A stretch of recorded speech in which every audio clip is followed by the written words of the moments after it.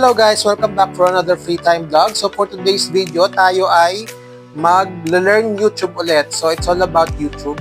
Something to learn about YouTube. So ang topic natin for today is how does YouTube earn from its advertisers? Or how does YouTube earn basically? So syempre, i-discuss ko to para malaman nyo kung paano kumikita si YouTube. Kasi pag kumikita si YouTube, ganun din kumikita si content creator kami, parang gano'n.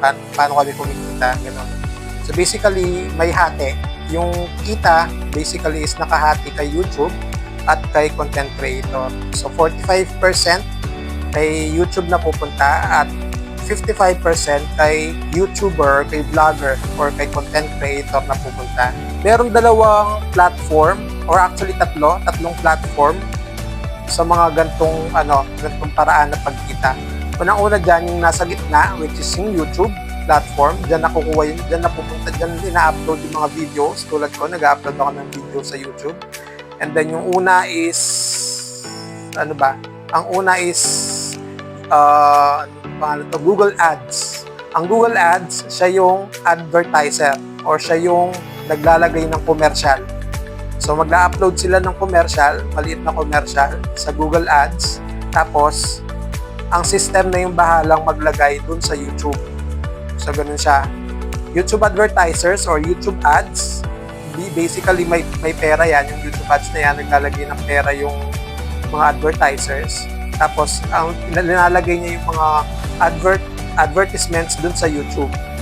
So, binabayaran ni YouTube ads or Google Ads, binabayaran ng Google Ads si YouTube basically. So yung pera papunta dun sa YouTube. From Google Ads, napupunta sa YouTube yung pera. And then yung pangatlo is AdSense. Yung AdSense naman, siya yung kumukolekta ng pera from YouTube going to mga content creators o mga vloggers. So yung ang tawag doon is Google AdSense. Yun yung, kung napanood niyo yung video ko last time kung saan naglagay ako ng pin, yun, AdSense yun. Pag na-satisfy mo na or na-verify mo na yung account mo sa AdSense, yun na yun, maghintay ka na lang ng kita mo sa YouTube, tapos nililipat ni YouTube periodically sa AdSense mo. Doon mo makikita yung pera mo kung content creator ka, basically. So yun, tatlong platform yun. Google Ads, YouTube, at saka AdSense, Google AdSense. Yun yung tatlong ginagamit na platform para umikot yung basically bayaran from advertisers to platform na YouTube to content creators. Ganon. So paano ba gumagana yon? So unang-una, ad placement. Number 1, ad placement and bidding. So basically si advertisers from Google Ads, mag-upload sila ng mga either short videos or mag-encode sila maglalagay sila ng, kasi hindi lang sa number 2, madidiscuss ko yan pero i-ano nyo muna, i-absorb nyo na muna. So basically, either by videos, short videos na advertisements. Pag minsan tumatagal hanggang 30 minutes kasi may nakita akong mga ads na 30 minutes ganun kalahaba Ang naglalagay nun usually sa ibang bansa, India or ibang country.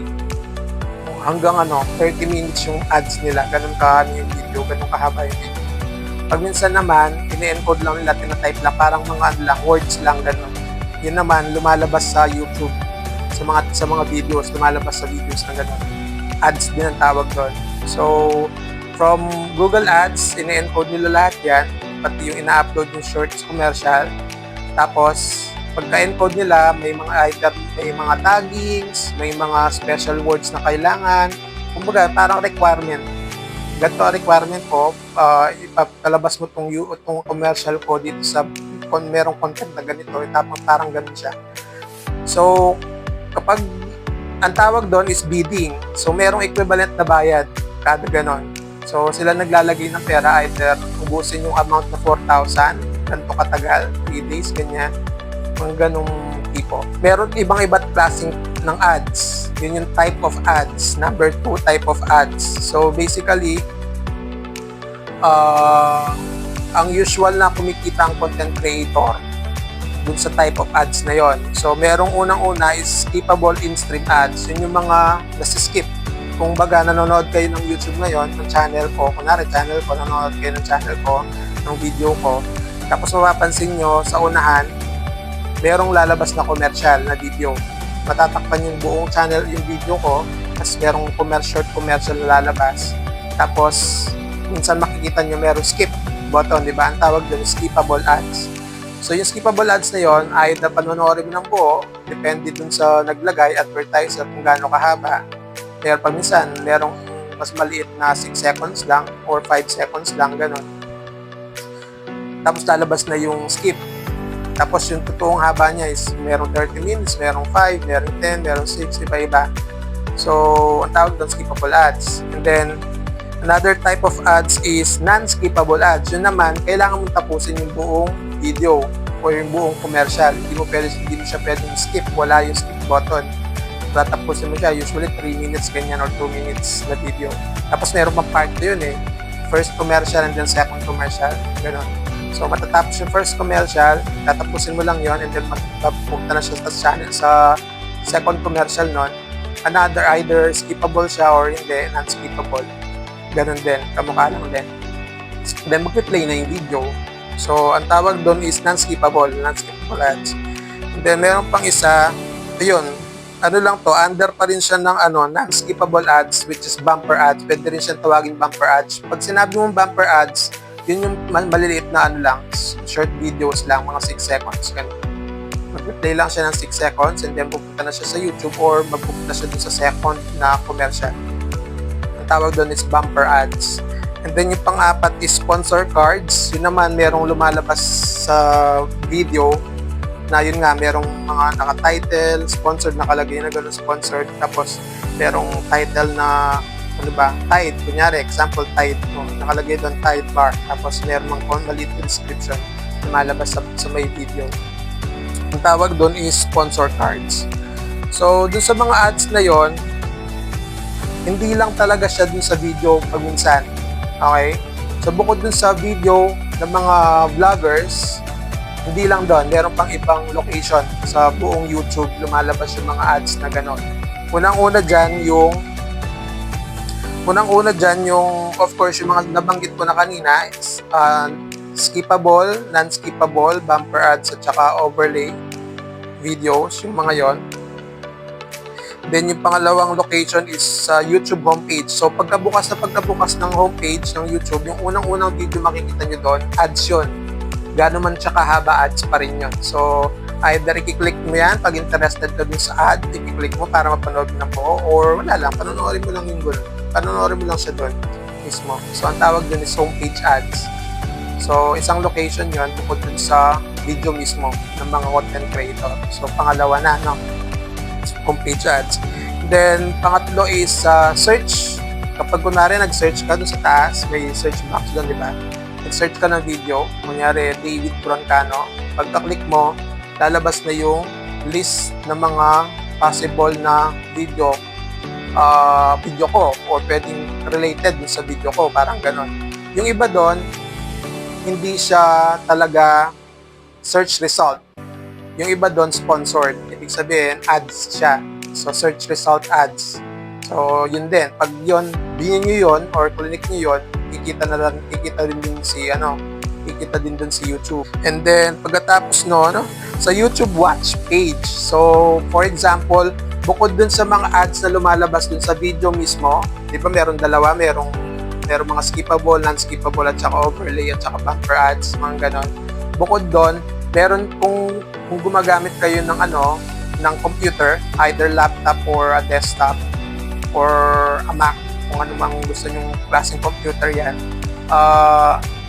Dun sa baba, di ba may mga video, kunyari ito yung video, pinapanood nyo, tapos sa baba, merong mga ads doon. Merong ads, mix of ads tsaka videos. So, yun yung isang location. Meron din naman dun sa sidebar. Sidebar na gano'n. Meron din mga videos doon. Yung iba dun sa videos na yon, ads lang. Sponsored ads din. So, yun yung mga isa pang location ng mga ads sa YouTube kung saan kumikita sa YouTube mismo. And then, yung pang-lima is sa shorts at saka live stream. So, kapag nagbabrowse ka ng short videos, marami yun, di ba? Parang YouTube list din. Yung iba doon sponsored din. Hindi siya actually video na short, kundi sponsored ads. So mga ads yun na kumikita kung saan kumikita sa YouTube. Pag pinanood mo at pag na-view mo. Kung ganun. Yung iba naman sa live stream. Yung live stream sa YouTube, ang alam ko, nare-record kasi yun. Pagkatapos mo mag-live, kunyari, nagla-live ka, actual live, as in live na live ngayon, on time siya. Tapos, merong mga ads sa ibaba, parang ganon. Another way of ads, nasa baba ng live stream, or maybe dun sa side. And then, kapag naman natapos ka na, nasi-save sa YouTube, yung live na yun, di ba? Linalagyan ni YouTube ng mga ads din dun sa unahan at saka dun sa mid part ng live. So, yun, another location ng mga ads yun. So, bukod sa pag-click at saka pag-view, paano kumikita si YouTube doon? So, meron tayong tinatawag na, actually meron tatlo. Merong cost per view, merong pangalawa is cost per click, at merong pangatlo which is CPM, which is cost per 1,000 impressions. So, yung cost per view, yun yung hinayaan mo siyang mag-play. Binuview mo lang siya. Pinanood mo siya. Kunyari, nandun ka sa homepage. Di ba? Yung unang-unang video doon, ads nga. So, pag nag-display siya ng ganun, pinanood mo siya, tinapos mo yung kung gaano katagal yung video ng ad na yun. Yun yung cost per view. So, merong equivalent na bayad doon. Kung gaano man katagal pinanood yung video na yun, sinisingil na si advertiser doon. So, kumikita na si YouTube doon. And then, dun sa cost per click naman, kapag clinic mo yung video, kasi pag clinic mo yun, mag-open pa di ba? Mag-open pa siya ng ibang page. So, solely, yung commercial mismo ang pinapanood mo doon pagka ganon. So, bawat click, merong equivalent na bayad. Sinisingil din sa advertiser doon. Tapos, si YouTube kumikita din. So, bawat click ng ads, either dun sa homepage, sa non-skippable man yan, inside the videos, non-skippable, skippable, overlay, or bumper, clinic mo yan, may bayad na yon. So, si YouTube na nun nagsisingil kayo advertiser. Kasi kikita sa YouTube, and then partly kung inside dun sa video ng content creator yan, may equivalent na hati sa content creator. And then, dun sa CPM naman, binibilang din kung kailang beses siyang na-view. So, ang bilangan dun is thousands or a million. So, kapag maraming kang subscriber, tapos nag-upload ka, di ba? Ngayon, yung upload na yun, manonotify yung mga subscribers mo, di ba? Clinic nila yon. Tapos, yung unang-unang lumabas is may advertisement kagad dun sa video, dun sa unahan ng video. O, na-view na nila yon kahit mga lang, diba, ilang minutes. Siguro kahit 1 minute lang or ilang segundo lang. Yun, binibilang yun ni YouTube. Tapos sinisingil nila yung advertisers doon. So marami yun, millions or thousands na view. Ganun kabilis. Siyempre, kung meron kang, kaya nga kung madami kang subscribers, kunwari si Ivana, ilan ba subscribers ni Ivana? Nasa 10 million yata. Hindi ako nagkakamila, 15 million. Kung lahat ng 15 million na yon na-view, yung ads na yon, o di malaki-laki yung kita niya doon. Doon pa lang, di ba? Wala pa dun sa mismong nag-click, wala pa dun sa mismong nag-watch dun sa video mismo, hindi nila skip, mga tipong ganun. So, may hiwalay na bayad yun. And then, bukod doon, merong revenue sharing from creators. Yun nga, like I've said kanina, revenue sharing. Kasi, kung hindi ka pa monetize, ang kumikita lang sa YouTube. Wala ka pang kung ikaw ang content creator, wala ka pang share. Kasi hindi ka pa monetize, 'di ba? Hindi ka pa pumasa dun sa YPP or ano bang tawag doon? YouTube Partner Program. So ang kumikita lang doon purely si YouTube lang dun sa unahan kapag bago-bago ka lang, hindi pong gano'n. Kasi pag nung gaya nung sa akin, nagtataka ako merong ads, ay nagtataka yung mga kapatid ko, bakit meron na akong ads? Kaya tinatanong nila ako kung monetize na ako. Sabi ko, hindi pa ang kumikita dyan si Google or si YouTube. Kasi naglalagay na sila kagad ng mga ads kahit na hindi pa monetize yung channel nung creator. So, ayun, yung kumikita na si YouTube doon. So, wala pang hati si content creator doon, no? So, purely si YouTube lang ang kumikita. And then, kapag na-monetize ka na, ako monetize na, o kakamonetize ko lang ng November. dun na. Yung kita ni YouTube, hindi na buong sa kanya, 45% na lang yung share ni YouTube. Yung 55% na pupunta dun sa content creator. Okay? Kahit na ano pa yan, kahit na view, CPV, CP click, kung clinic ba ng mga viewers nyo yan, or kung na-display nila by accident, pwede rin yun eh. Basta na-view nila ng gano'n, bayad na kagad eh. Basta marami, diba? Kung natin, 15 million, 5 million, 10,000. Kung nari ako, 3,000 pa lang kasi yung subs ko eh, subscribers ko eh. So yung 3,000 na yun, na-view nila by accident yung yung ad.